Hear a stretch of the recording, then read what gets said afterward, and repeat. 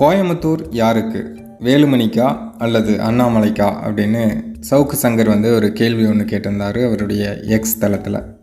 அதுக்கு மக்கள் என்ன பதில் சொல்லியிருக்காங்க அப்படிங்கிறத கடைசியாக பார்க்கலாம். அதுக்கு முன்னாடி சவுக்கு சங்கர் சீமான் அவர்களை கலாய்க்கும் விதமாக ஒரு சில விஷயங்கள் பண்ணியிருக்காரு. அதை பார்த்துட்டு வந்துடுவோம்.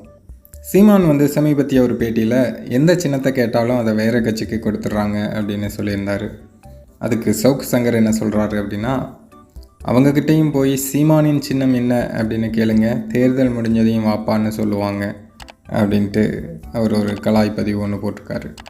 அது மட்டும் இல்லாமல் சீமான் அவர்களுடைய தம்பி ஒருத்தர் காளி அப்படின்னு அவர் ஒரு எக்ஸ் தள பதிவு ஒன்று போட்டிருந்தார்.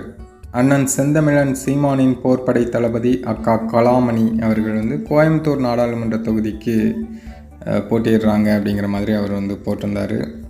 அதுக்கு சவுக்கு என்ன கலாய் பதிவு போட்டிருக்காரு அப்படின்னா, என்ன சின்னம் தம்பி, இது சின்னம் வச்சுருக்கிறவங்க விளையாடுற விளையாட்டு, சின்னம் வாங்கிட்டு வாப்பா அப்படின்ட்டு அவர் ஒரு கலாய் பதிவு ஒன்று போட்டிருக்காரு.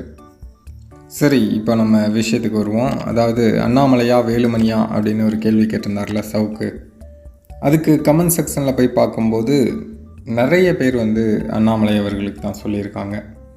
அதாவது இளைஞர்களின் நாயகன், எழுச்சி நாயகன் அப்படின்னு அண்ணாமலை அவர்களை பயங்கரமாக புகழ்ந்து தள்ளி நிறைய பேர் கமெண்ட்டில் சொல்லியிருக்காங்க. நீங்கள் என்ன நினைக்கிறீங்க, கோயம்புத்தூர் யாருக்கு அப்படிங்கிறத பற்றி நீங்களும் கமெண்ட்டில் சொல்லிட்டு போங்க.